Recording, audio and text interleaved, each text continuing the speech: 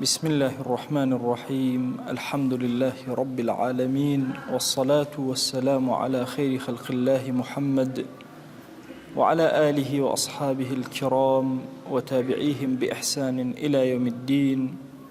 ربنا أرنا الحق حقا وارزقنا اتباعه وأرنا الباطل باطلا وارزقنا اجتنابه. ربنا آتنا في الدنيا حسنة وفي الآخرة حسنة وقنا عذاب النار. بەڕێزان و خۆشەویستانم، پێش ئەوەی بچمە سەر دەرزەکە حەزەکەم ئەوە لە خزمەتانە عەرز بکەم کە ئێمە لە شەوان و ڕۆژی قەدراین، ئەیامی قەدر و لەیالی قەدر هەردووکیان شەوەکان و ڕۆژەکان زۆر پڕ بەرەکەت و خێرن و ئیمانداران کاتێکی سەنگین و زێڕینیان بۆ هاتوۆتە پێشەوە تاوەکو لە ڕەب العالەمینی خۆیان زیاتر نزیک ببنەوە، بتوانن لە پلەی ویلایەتێکی بچووکەوە بەرە ویلایەتێکی قەریبتر لە ڕەب العالەمین بڕۆن. ئەوەی کە ئینسان وا لێ ئەکات زۆر بە نەشاطەوە کار کات، ئەوەیە هەمیشە لەیالی قەدریەکانی بە ئەخیر لەیالی ژیانی سیرکە. تەسەور کە بێنە پێشچاوی خۆت ساڵێکی تر ئەم کاتە تۆ تەواجودە نییە، تۆ تەواو بووی، چۆن عیبادەتی ئەکەی؟ خۆشەویستمان صلی الله عليه وسلم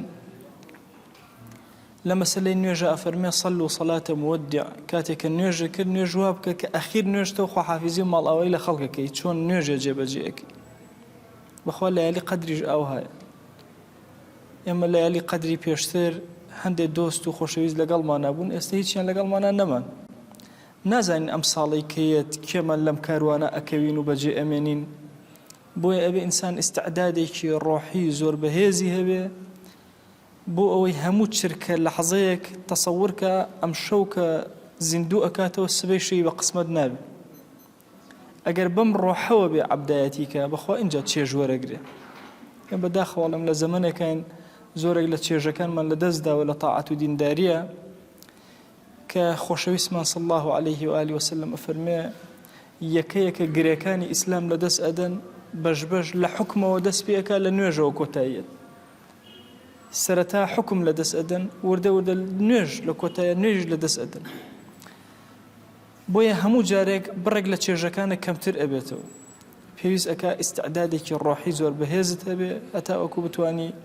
چێژەکان بۆ خۆت دەستگیر کەیتەوە، بتوانی لەگەڵ ئەو کاروانی خواناسانە تۆش بەڕێکەوتبی. چەند شیرینە ئینسان لە ڕۆژی قیامەتە لە بەردەم ڕەب العالەمینە سەری بەرز بێ، خوا ئیگیان منیش لەگەڵ کاروانی ساڵحانە چۆن ئەوان شەویان زیندوو بوو شەوم زیندوو بوو، چۆن قەدریان بەڕێ ئەکرد بەڕێم ئەکرد، چۆن نوێژیان ئەکرد نوێژم ئەکرد، چۆن قورئانیان ئەخوێن ئەم خوێن، چۆن تەوبەیان ئەکرد بە هەمان شێواز تەوبەم ئەکرد. بەڕاستی ئەمەوە ئەکا لە ئینسان کە حرەکە و هێزێکی بە قووەتی تیا دروستەکە کە بتوانێ وەکو ئەصحابی ڕەسوڵ الله صلی الله عليه وآله وسلم شەوەکانی زیندوو کات، وەکو ئەهلی سەلەف چۆن شەوەکانیان زیندوو ئەکردە، وەکو ئەولیای گەورە چۆن زیندویان ئەکردە، ئیش بە هەمان شێواز. ڕەحمەتی خوا لەو کەسەی کە ئەم شەوانی قەدرە فڕسەتەکانی لەدەست خۆی نادا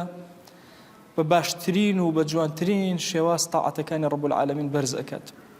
بەڕێزەکانم، ئێمە لە خزمەت ئەو زنجیرە دەرسا کە دەستمان پێ کرد باسمان کرد کە لە دەوڵەتی موسڵمانانە جوندی موسڵمان چۆنە، چ دەستپاک و ئەمینێکە، چ پارێزگارێکە لە کەرامەت و شەهامەتی خەڵک، و بازرگانی موسڵمان چۆنە و دەوڵەتی موسڵمان پایەکانی ئیقتصادی لەسەر چی ئەوەستن. مەسئلەیەک هەیە لە خزمەتانە باسی کەین، مەسئلەی حڕیەت لەباری ئیقتصادە. ئەمڕۆ زۆر باسی بازاری ئازا دەکرێ. ئەم بازاری ئازادەی ئەمڕۆ جیاوازەکەی چیە لە بازارە ئازادەکەی ئومەتی ئیسلامی؟ ئێمەش بازارمان ئازادە، ئێمەش ئەمانەوێ ئومەت هەر هەمووی خەریکی کار و کەسابەت بێ، زۆر بە حڕیەتی خۆی لەکوێ ئەوێ کارکە. ئەگەر سەیری هەموو فقی ئیسلامی بکرێت چەند مەسئلەیەکی زۆر کەم نەبێ کە عولەما هاتوون حساریان خسۆتە سەری وتیانە نابێ ئینسانی موسڵمان ئەم کارانە بکە، ئەگەرنا کەسی موسڵمان دەستکراوە چۆن بازرگانیەکە. یعنی ئەوەی کە حەڵاڵە بۆ موسڵمان زۆر زۆرە، ئەوەی کە حرامە زۆر کەمە. بنمونە مەسەلەن ڕەحمەتی خوا لە ئیمامی شافعیە بێ کە لە ئوممە ئەفەرمێ هەر شتێک لە داری ئیسلامە حەڵاڵ بێ لە داری کوفریشە حەڵاڵە، هەر شتێک لە داری ئیسلامە حەرام بێ لە داری کوفریشە حەرام. قاعدەیەکی زۆر گەورەیە لە ئوممە دای ئەڕێژێ. یەکێک لەو بابەتانەی کە گەنج زۆر ئەیروژێن و تێشی ناگا مەسائلی داری کوفر و داری ئیسلامە کە عولەما قەول و ئەقوالێکی زۆریان لەسەری هەیە. داری کوفر دوو بەشی هەیە، داری عەهدی هەیە و داری حەربی هەیە، و داری ئیسلامیش دارێکی گەورە و ماڵێکی گەورە و شوێنێکی گەورە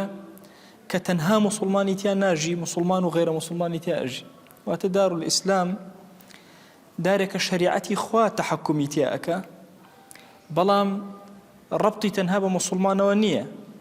حتا تەحکیمی خەڵکی کافر لە ناو خۆیان مەگەر خۆیان بە ئێمە بڵێن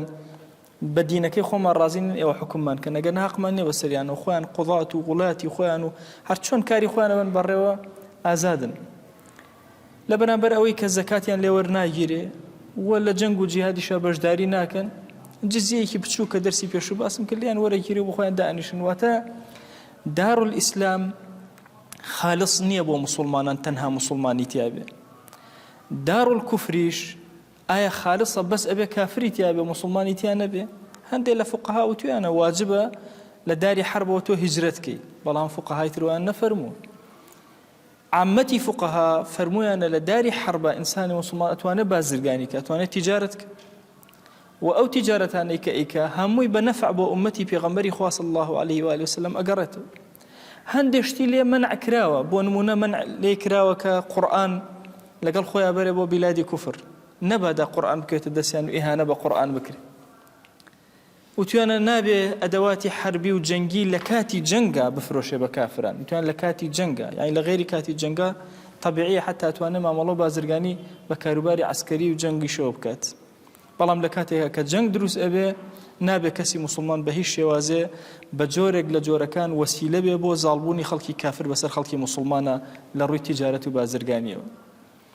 فکرەیەک هەیە حەزەکەم لە خزمەتانە بەیانی کەم زۆر کات گەنج و شەباب لێیان تێکەڵ ئەبێ. فکرەیەک هەیە فکری ئەهلی سونە نییە، پێوتێ فکرەت الأحباش. فکرەی ئەحباشەکان لەم ئەخیرانەوە لە ئەوروپا زەرێکی زۆریان لە سەحوەی ئیسلامی و دەعوەدا لە ناو ئەوروپایە. وتیان مادەم ئەوروپا داری کوفرە، ئیتر دەستیان کرد بە دزیکردن تایە، دەستیان کرد بە زینا و فاحشەتیان، وتێ خۆ داری کوفرە دروست. ئەم فکرە سمعی خەڵکی موسڵمانی زۆر شکان، دەعوەی ئیسلامی زۆر هێنایە دواوە. فکرێکی دینی نەبوو. لە دواترە ئەسڵەن ئەم مەجموعە خۆیان وازیان لە نوێژ و تاعەت هێنا، سەریان لە بێدینیەوە دەرچوو. بۆیە هەندێک جار ئەبیسی لە هەندێک شەباب و وەڵا هەندێک نیمچە مەلاش با بڵێن ئەبیسی لێی کە ئەڵێ وەڵا مادام داری کوفرە و داری حربە، هەموو شتێک لە داری حربە دروستە، هەموو شتێکی مالی مەخصوص ئەگەر جیهادیشکەین لەگەڵ بەرامبەرە لە ئێمە مەمنوعە، لە دەوڵەتی موسڵمانەش مەمنوعە. بنمونە کەسێک ماڵێکی تایبەتی خۆی هەیە، ئایا دەوڵەتی موسڵمانان کە ئەم شوێنەی داگیر کرد بە حرب و جەنگ ئەم ماڵە لە مناڵەکانی وەرەگرێتەوە، نەخێ لێ وەرناگرێتەوە؟ سیرەکەی قەڵای خەیبەر فتح کرا لە زمانی پێغەمبەری خوا صلی الله عليه وسلم. ماڵەکانی ناو خەیبەر هی کێ بوون؟ زەرعاتەکان هی کێ بوون؟ درانەوە دەستی یەهودیەکان، نەدرایە دەستی خەڵکی موسڵمان. بۆیە ئەموالی شەخصی کافر پارێزراوە، لە کاتی جەنگیشا پارێزراوە، لە داری کوفر و حربیشا پارێزراوە. بۆیە کە تۆ مامەڵە ئەەکەی، کە تۆ تاجر و بازرگانی، ئەبێت تاجر بی بە معنای کەلیمە صفاتەکانی تاجرێتی، ئەبێت تاجری موسڵمان، ئەبێت تۆ ڕەنگی دین بی لەو شوێناکەوە بازرگانی تیاکە. بۆچی خەڵک لەسەر دەستی بازرگانە موسڵمانەکان ئیمانی هێنا؟ هۆکارەکەی ئەو ڕازگۆیی و ڕاستی و غەدر نەکردنە بوو، ئەو پاکی و ساغیە بوو. حەزەکەم شتێکتان ئارەسکەم، جیاوازی ئێمە لەگەڵ کافر و بێدینە، ئێمە ئومەتی ڕۆحین، ڕۆح، ئومەتی ڕۆح، ئومەتی ڕەوشت، ئومەتی خۆشەویستی، ئومەتی ئەخلاقی بەرز. شتێ ناکە کە شایستە نەبێ. دزی لە ناو داری ئیسلامە کافرە، لە ناو داری کوفری شار حرامە، لە ناو داری ئیسلامە، لە ناو داری کوفری شار حرامە. زینا لێرە حرامە، لەوێش حرامە. قتل لێرە حرامە، لەوێش هەر حرامە. هەمان حکمە. ئەلێرە ناتوانانی خیانەت لە موسڵمانێ بکەی، لەوێش هەر ناتوانێت. ڕەقیبێک بەسەر تۆوە هەیە. ڕۆحی تۆ مەئمورە بەوەی کە لە هەموو شوێنەکانە مراقبەی خۆی کردبێ. بازرگانی مسلمان ئەڵێن چۆن وشەی تاجر لە چوار پیت پێک هاتووە، پێویستە چوار صفەتی لە خۆیان جێبەجێ کردبێ. ئەبێت تەقوای هەبێ، سەرەتا لە خوا بترسێ، خوا ناز بێ. ئەمەندە کیفایەتە بۆ تاجر و بازرگانی مسلمان. کیفایەتە کە ئەم کەسە کەسێکی دیندار بێ، لەگەڵ کافریشە دینداری خۆیەک. بۆیە ئەبینی یەکێک لەو کەسانەی کە هەموو ئەندەنووسیای ئەمڕۆ هەموو لەسەر دەستی مسلمان ئەبێ و ئەبێتە خاوەنی ئەو ئەجرە گەورە. یەکەمین کەس کە سەری پێەکە کەسێک ئەبێ بە ناوی عەبدوڵڵا ئەلعەتار، کەس نازانێت ژیانی چێ، بەس ناوەکەی هاتوو.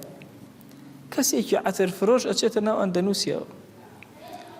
بە ئەخلاقی بەرزی، بە ڕەوشتی جوانی،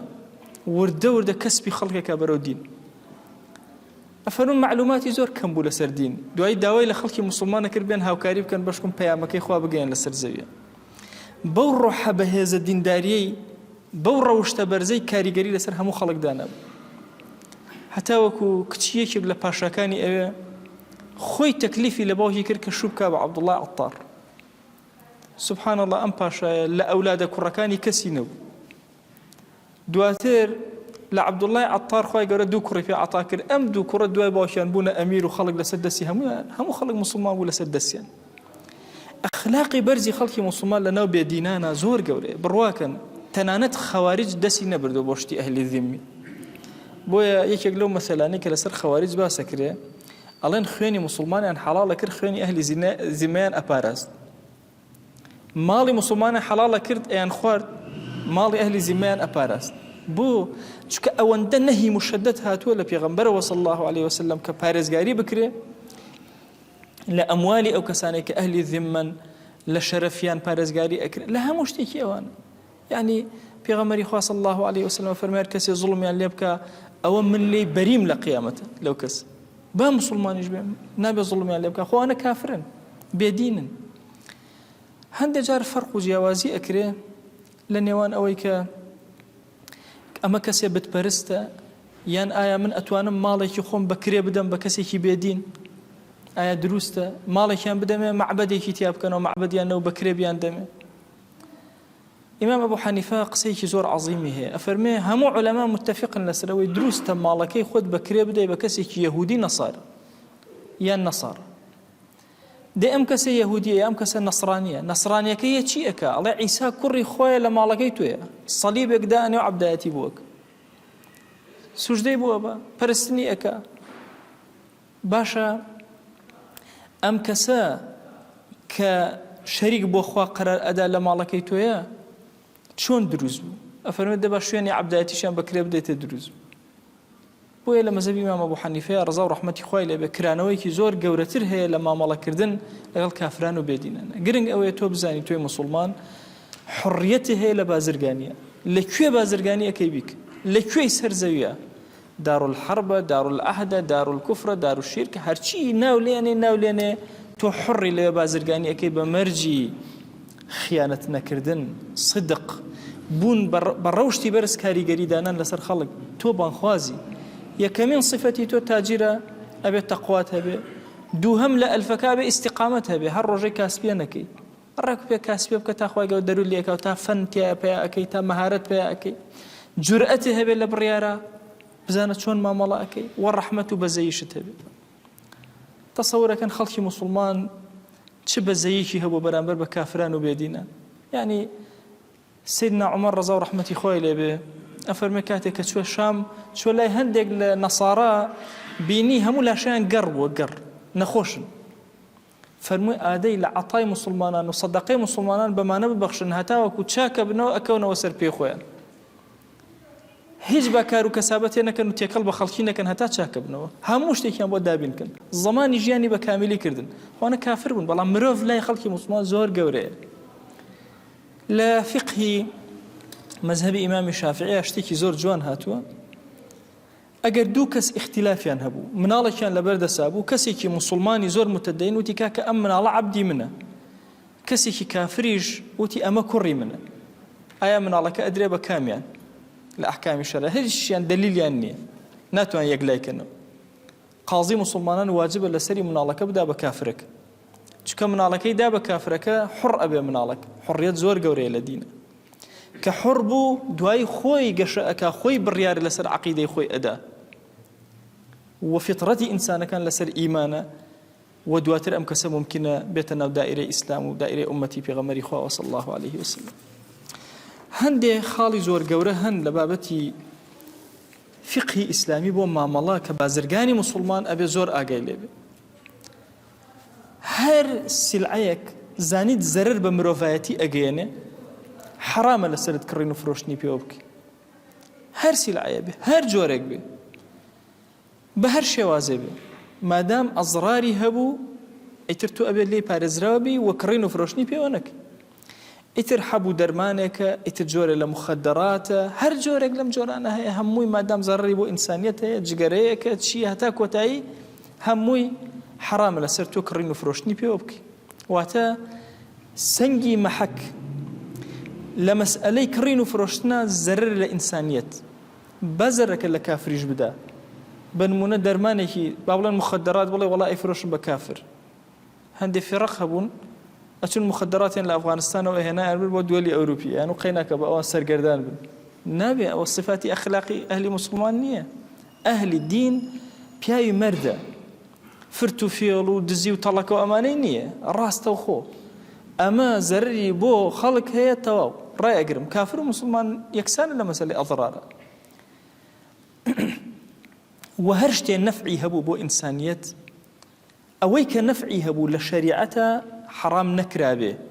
چونکە هەندێک هەیە نەفعی هەیە و زەرریشی هەیە شەریعەت زەرەکەی خستۆتە پێش دەقی شەریعەتی لەسەر نەبێ عەینەن تۆ دەسکراوەتەوە واتە هەموو ئەوەی کە لە بازاڕایە بۆ تۆ حەڵاڵە تۆ کاری تیا بکە ئیلا ئەوە نەبێ کە دەقێکی شەرعی هاتووە لەسەری کە حرامی ئەکا لەسەر تۆ دەقە شەرعیەکان زۆرن هەر شتێک جەهالەتی تیابێ نەزانینی تیابێ جۆرێک لە جۆرەکان زەرر بەرامبەرەکەت کەوێ بە نەوعێک لە جۆرەکان ئەمە زەرری کولیمان بەسکو ئەمجا زەرری فەردیە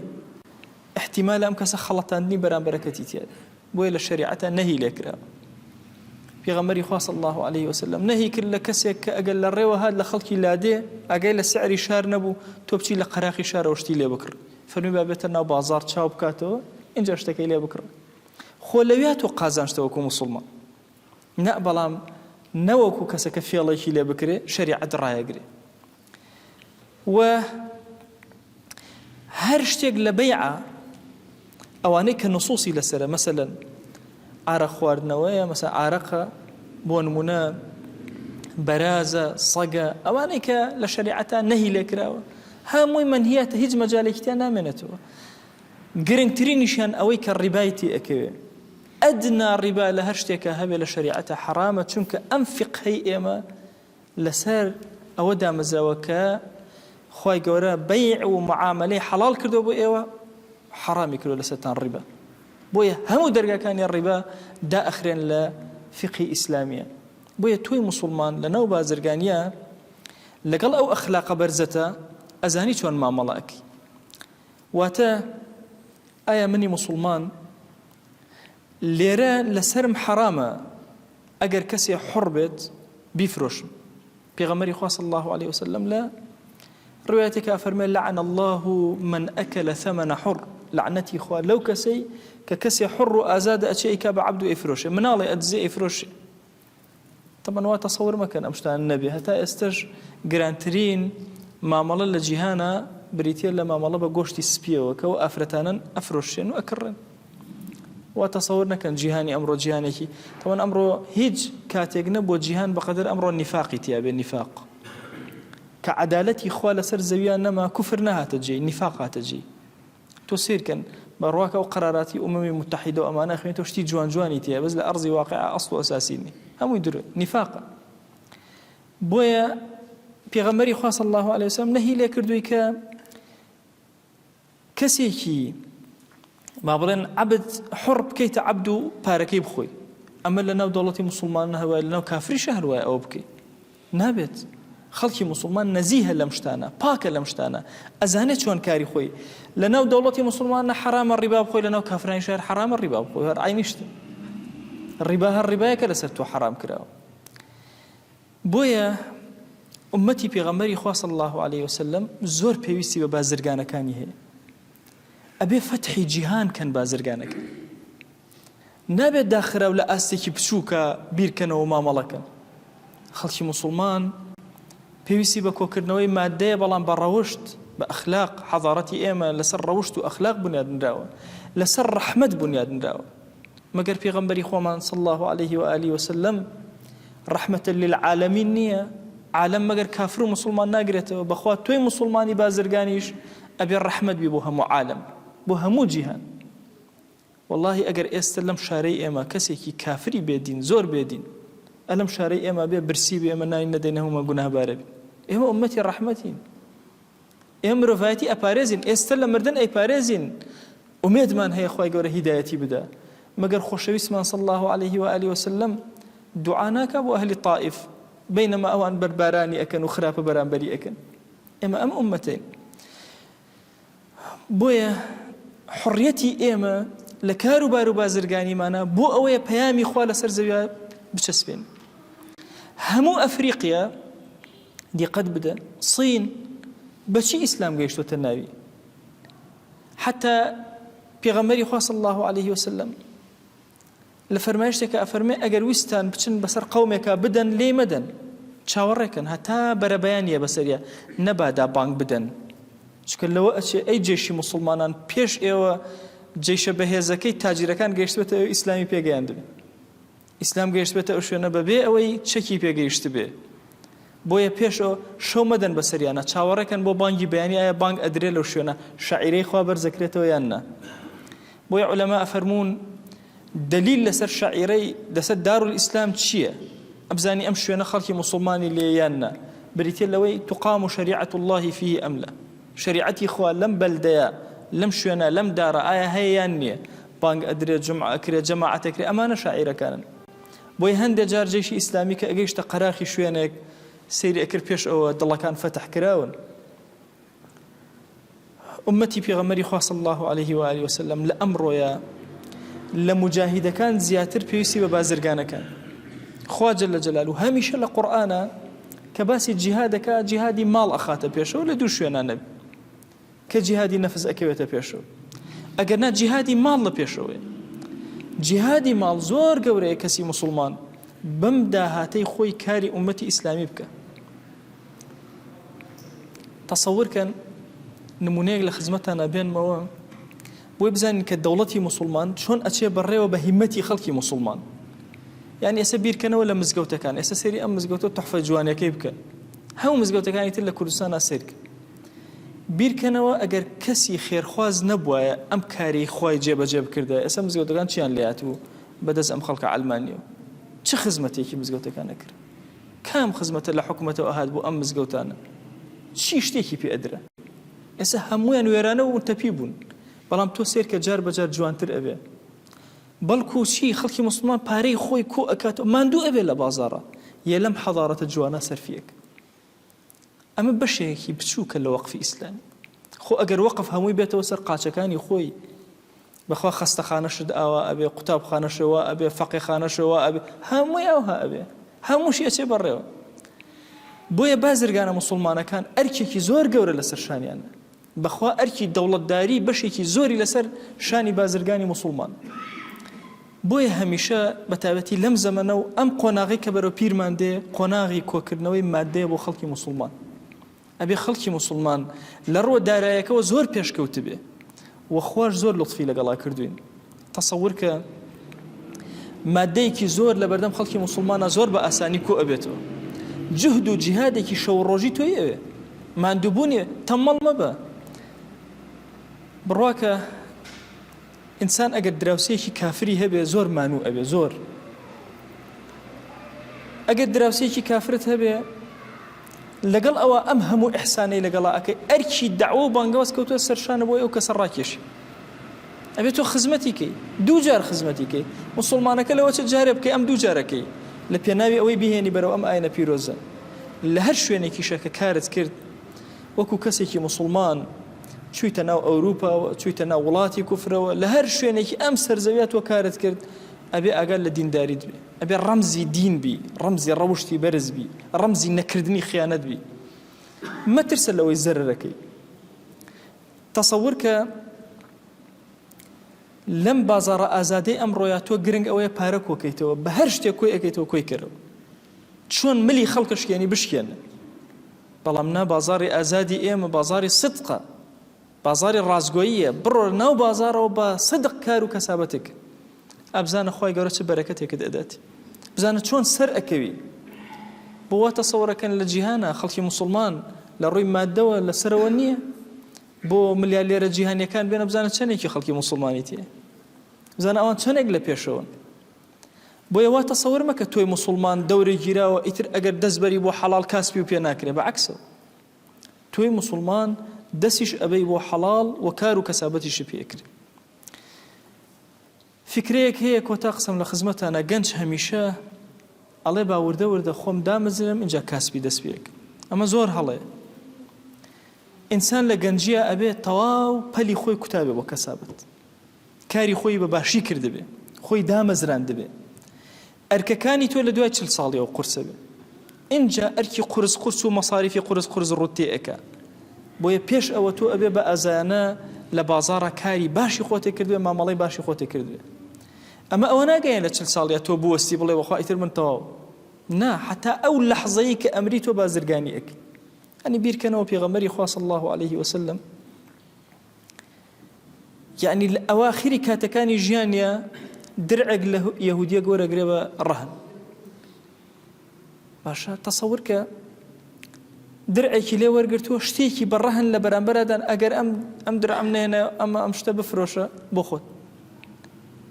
یعنی لە ڕوایەتێکە ئەفەرمێت درعەکەی پێغەمبەری خوا صلی الله عليه وسلم مەرهون بوو بە ڕەهن دای نابوو هەندێک شتی لە کابرا وەرگرت بوو ئەگەر نەیدایەوە ڕەهن درعەکەی پێغەمبەری خوا صلی الله عليه وسلم بفرۆش يعني لە ئەواخرەکانی ژیانە بەشێک لە مامەڵەکان بریتێ لە ڕەهن پێغەمبەری خوا صلی الله عليه وسلم ئەیکە سیدنا عوثمان کاتێک کە دەوری ماڵەکەی درابوو ئەو هەموو ئەموال و شتەی هەبوو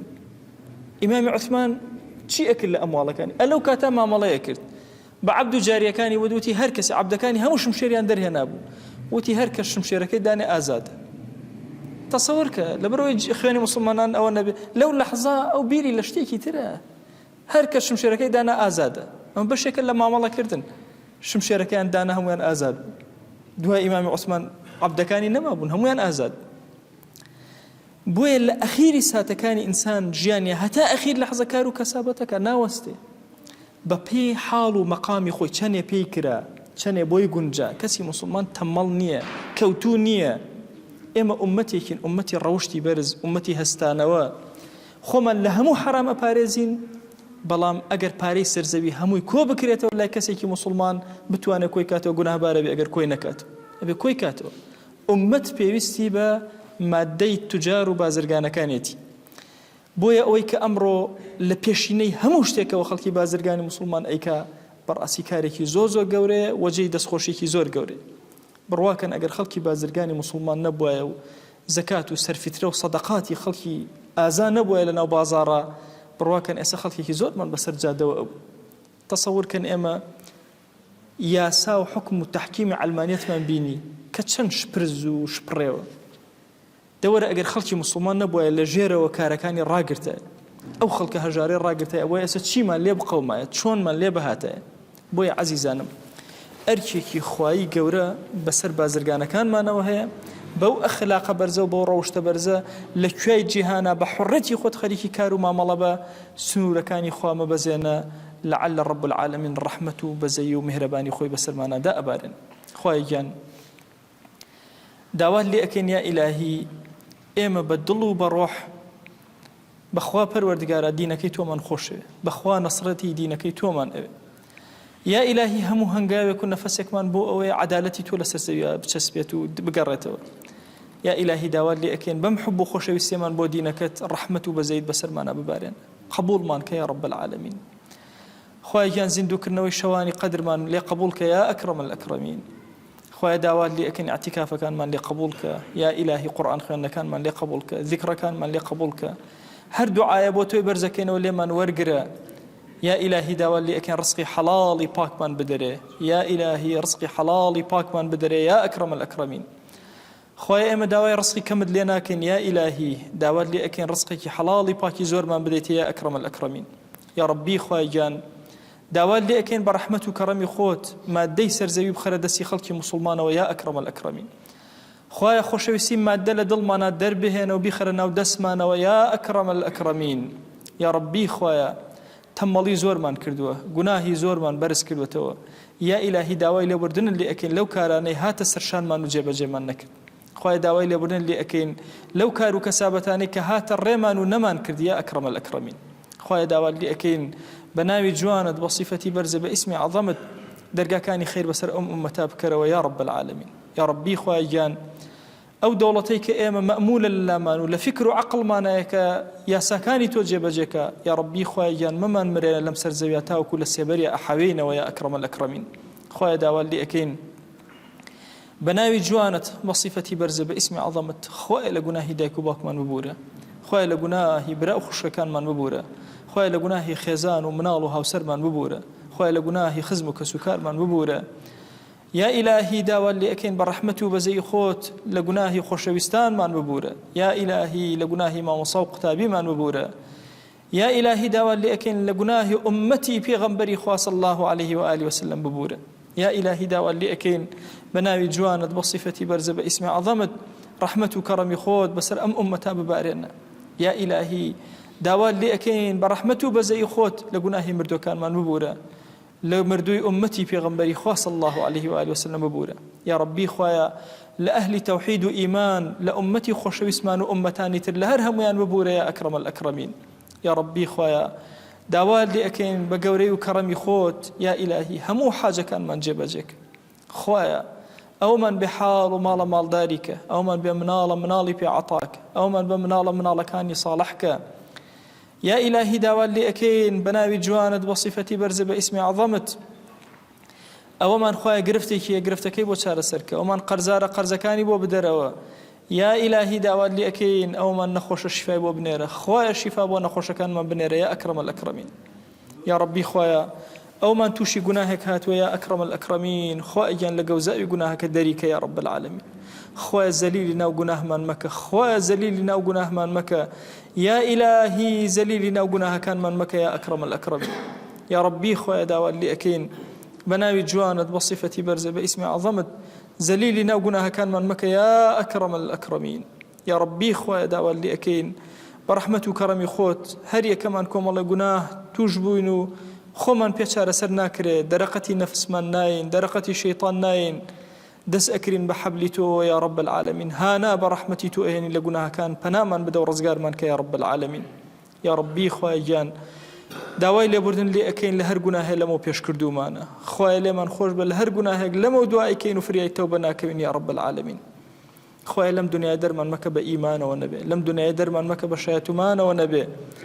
یا ئیلاهی داوات لێ ئەکەین بە ناوی جوانت بە صیفەتی بەرزە بە ئیسمی عەظەمت یا ئیلاهی سڵاوی ئێمە بگەێنە پێغەمبەری خوا صلی الله عليه و آله وسلم. یا ڕەبی خوای گیان شەوق و ئیشتیاقی ئێمەی پێ بگەێنە، خۆشەویستی و مەحەبەتی ئێمەی پێ بگەێنە، یا ئیلاهی سەڵات و سەلامی ئێمەی پێ بگەێنە. یا ئیلاهی داوات لێ ئەکەین بمانگێڕە لەو عەبدانەی کە پێغەمبەری خوا صلی الله عليه و آله وسلم لە قیامەتا بەرامبەریان پێ ئەکەنێ و لێیان ڕازیە. خوایە ممانگێڕە لەو عەبدە شەرمەزارانەی ڕویان نییە چاویان لە ئاستی پێغەمبەری خوا صلی الله عليه و آله وسلم بەرزکەنەوە. یا ئیلاهی ئەگەرچی هەڵەو کەم و کوڕیمان زۆر بێ، یا ئیلاهی ئەگەرچی بێ ئەدەبیمان بەرامبەر بە تۆ زۆر بێ، یا ئیلاهی ئەگەرچی عەبدایەتەکانمان کورچ و کاڵ بێ، یا ئیلاهی ئەگەرچی تەراویحەکانمان لە جێی خۆی نەبێ، ئەگەرچی قورئان بخوێن و فکرمان لە شوێنی تر بێ، یا ئیلاهی ئەگەرچی نوێشکەین و دڵمان لە دۆڵێ لە دۆڵەکانی دنیا بێ، یا ئیلاهی ئەگەرچی لە عەبدایەتەکانمانە چاومان لە خەڵک بێ، یا ئیلاهی بەخوا لەگەڵ هەموو ئەمانە یا ئیلاهی ئێمە عینادی لەگەڵ تۆیان ناکەین و ئینکاری تۆ ناکەین یا رب العالمین. بەخوا پەروەردگارە شەریک بۆ تۆ قەرار نادەین وحدانیەتی تۆ لە دڵمان هەیە یا ئەکرەم الئەکرەمین خوایە بەو وحدانیەتەی کە لە دڵمان هەیە داوات لێ ئەکەین یا ئیلاهی عەفو و ڕەحمەتی خۆت بەسەرمانە ببارێنە تو گەورەی خۆت مەمان دەرەدەسی خۆمان تو گەورەی خۆت یا ئیلاهی مەمان دەرەدەسی خۆمان و تۆ خۆ سەرپەرشتی کارەکانمان کە یا ئیلاهی تاعەت و دینداریەکانمان چێژیتیان نەماوە هانای غەریبی خۆمانمان هێناوە بۆ لای تۆ هانای بێچێژی خۆمانمان هێناوەتە لای تۆ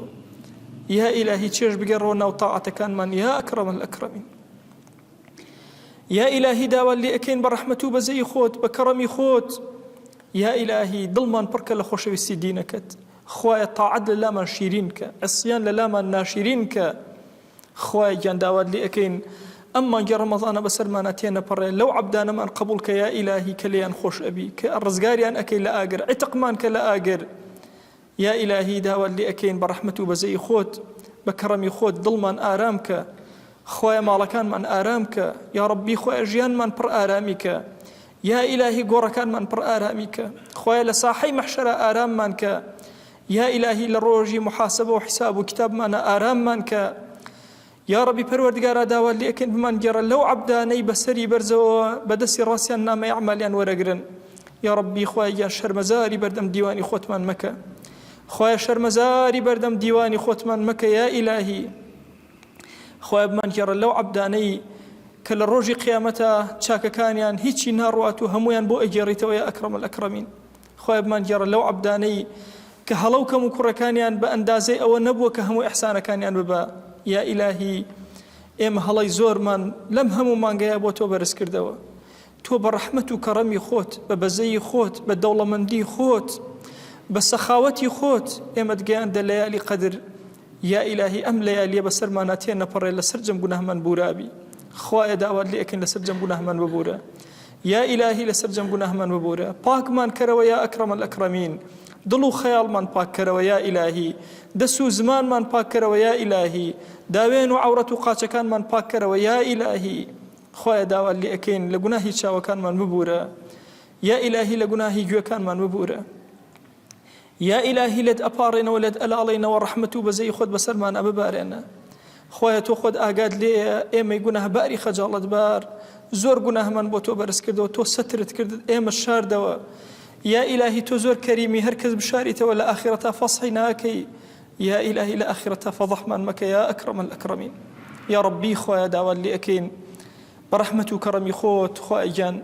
ئومەتی پێغەمبەری خوا صلی الله عليه و آله وسلم لە زیلەتێکی زۆر گەورە ئەژین بەخوا هانایەکمان نییە دەسی بۆ بەرین تۆ نەبی یا ئیلاهی بەخوا پشتێکمان لەسەر زەویان نییە تۆ نەبی یا ئیلاهی و هانامان بۆ لای تۆ هێنا هانای زەلیلی ئومەتێکمان بۆ تۆ بەرز کردەوە یا ئیلاهی بەهانای زیلەتمانەوە وەرە یا ئیلاهی بەهانای بێکەسیمانەوە وەرە ئەی کەسی کەسداران بەهانای بێکەسیمانەوە وەرە ڕزگارمان کە لەم میحنەتە گەورەی کە تیایان یا ئەکرەم الئەکرەمین خوایە دڵمان یەکخە یا ڕەبی خوایە ژیان بخەرەوە ناو دڵمان یا ئیلاهی ژیان بخەرەوە ناو مزگەوتەکانمان یا ئیلاهی ژیان بخەرەوە ناو سوڵتان و وڵاتمان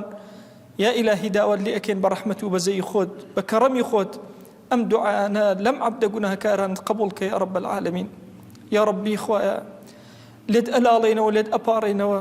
بە زمانی پڕدوعاوە هاوار بۆ تۆ بەرزەکەینەوە یا ئیلاهی عەفومان کە یا ئیلاهی لێمان وەرگرە یا ئیلاهی ئەم عەبدایەتیانە مەدەرەوە بەسەرمانە یا ئەکرەم الئەکرەمین یا ربی خوایە گیان بە بەهشتی خۆت شادمان کە لە ئاگری دۆزەق بمان پارێزە لە عەذابی قەبر بمان پارێزە لە فتنەی دەجال بمان پارێزە لە فتنەی ئاخری زەمان بمان پارێزە خوایە بۆ خاتی گەوری خۆت فتنە مەخرە ناو دینەکەمانەوە خوایە فتنە مەخرە ناو دینەکەمانەوە یا ربی خوایە گیان مناڵانی ئومەتی ئیسلامی یا ئیلاهی بپارێزە یا ئیلاهی لە فتنە مناڵەکانمان بپارێزە یا ئیلاهی داوات لێ ئەکەین ئەو جی لە گەنجەی کێیەتە پێشەوە خوایە تۆ خۆت سەرپەرشتیان کە خوایە گیان داوات لێ ئەکەین بە گەورەی خۆت مەیان دەرە دەسی خۆیان یا ئیلاهی داوات لێ ئەکەین لە ناو فتنەی زاڵمان و کافرانە ڕزگاریان کە یا ئیلاهی داوات لێ ئەکەین بە ڕەحمەت و بەزەی خۆت بە کەڕەمی خۆت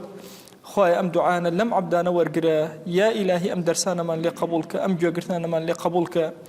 خوایە تۆ خۆت شاهیدی لەبەر خاتی تۆ ئەم کەلیماتانەمان وت و ئەم مسلمانەش لەبەر خاتی تۆ دانیشتن و گوێیان لەم کەلیماتانە گرت یا سیرمان ئەکەن لە تۆڕەکانە و لەبەر خاتی تۆ یا ئیلاهی هەمومان لەم دەرسانە بەشداری ئەبین خويا بحرمتي أم كلماتاني وتمان وبحرمتي أم دانشتنا يا ربي خويا قبول ما نكول من راضي آمين آمين والحمد لله رب العالمين وصلى الله على سيدنا محمد وعلى آله وصحبه وسلم تسليما كثيرا أبدا إلى يوم الدين خويا قول لقناه من الشيء وجبوري خويا من قبول